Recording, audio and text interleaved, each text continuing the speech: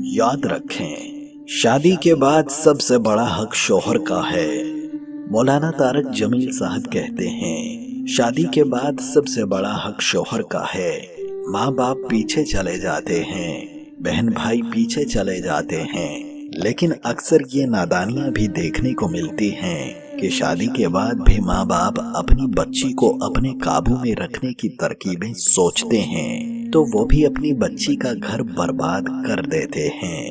میرے نبی صلی اللہ علیہ وسلم سے پوچھا گیا کہ یا رسول اللہ، عورت پر سب سے زیادہ کس کا حق ہے؟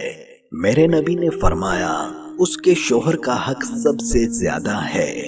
ایک خاتون رسول اللہ صلی اللہ علیہ وسلم کے پاس آئیں اور کہنے لگی، یا رسول اللہ، میری شادی ہو رہی ہے تو میرے اوپر میرے شوہر کا کیا حق ہے؟ تو آپ نے ارشاد فرمایا، تیرے خامد کے پورے جسم پر زخم ہوں اور ان زخموں میں پیپ پڑ جائے اور تو اپنی زبان سے چاٹ چاٹ کر وہ زخم بھی صاف کرے تو بھی تو نے اپنے خامد کا حق ادا نہیں کیا۔ اور خامد کو سمجھایا کہ بہترین مسلمان وہ ہے جو اپنی بیوی کے ساتھ اچھا سلوک کرے، اور میرا سب سے اچھا سلوک اپنی بیویوں کے ساتھ ہے۔ میں آپ سے کہتا ہوں، ماں باپ کی وجہ سے بیویوں پر زیادتی نہ کریں اور اپنی بیوی کی وجہ سے اپنے ماں باپ پر زیادتی نہ کرو۔ دوستو، میاں بیوی کا رشتہ سب سے اہم رشتہ ہے۔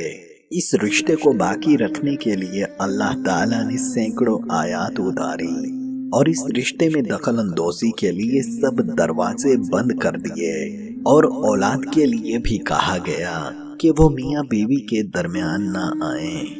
بعض بیویاں ایسی نادان ہوتی ہیں کہ اولاد کی وجہ سے خامد کو ڈیگریڈ کرتی ہیں۔ بعض خامد ایسے نادان ہوتے ہیں، اپنے ماں باپ کے احترام میں بیوی کو ذلیل کرتے ہیں، اپنے بہن بھائیوں کی سن سن کر اپنی بیوی کو سناتے ہیں، اس کو بے عزت کرتے ہیں۔ دوستو، یہ گھر گھر کی کہانی ہے۔ ان چیزوں سے میرے اللہ نے ہمیں روکا ہے۔ شوہر اپنی بیوی کو سب سے زیادہ عزت دے، بیوی اپنے شوہر کو سب سے زیادہ عزت دے۔ حقوق میں سب سے بڑا حق خامد اور بیوی کا ایک دوسرے کے ساتھ جوڑا گیا ہے، کیونکہ ان سے نسل چلتی ہے۔ عورت تو کمزور ذات ہے، اس کی قدر کرو۔ کسی اور کی باتیں سن کر اپنی بیوی کو بے عزت نہ کرو۔ یہ تمہارے بچوں کی ماں ہے، اس سے تمہاری نسل چلنی ہے۔ اس کو عزت دو، اس کو سکون دو، تاکہ تمہاری اولادیں پرسکون رہیں۔ رب تعالیٰ عمل کی توفیق عطا فرمائے۔